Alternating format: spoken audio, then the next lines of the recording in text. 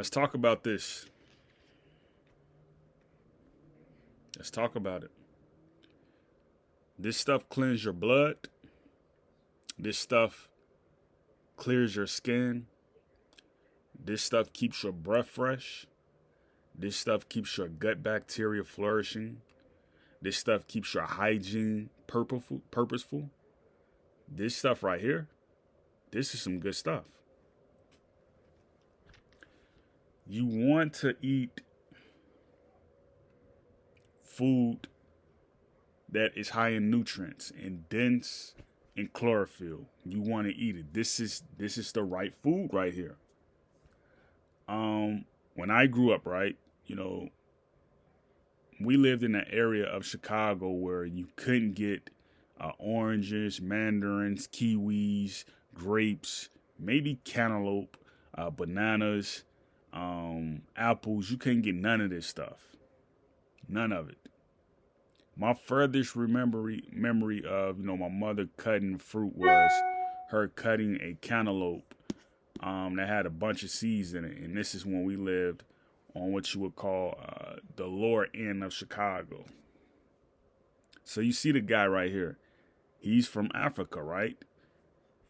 He's bent on furthering the agenda of forestry.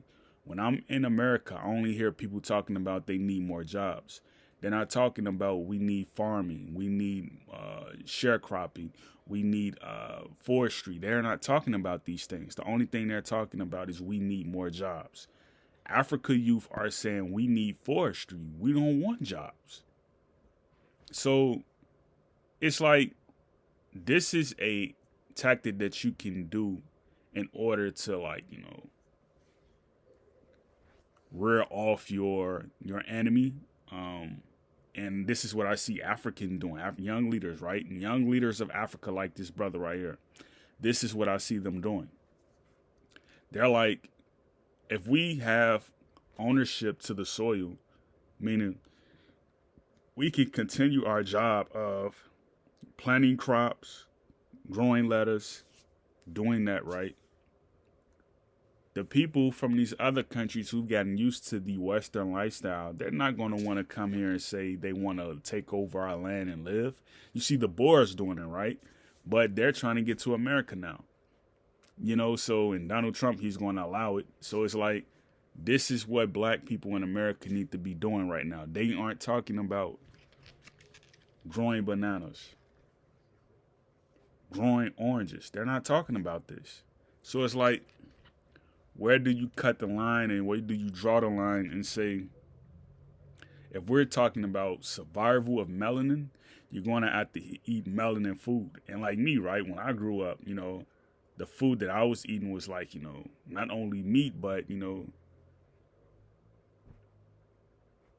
fruit roll-ups, Twinkies, brownies, paydays. That's the stuff I was eating.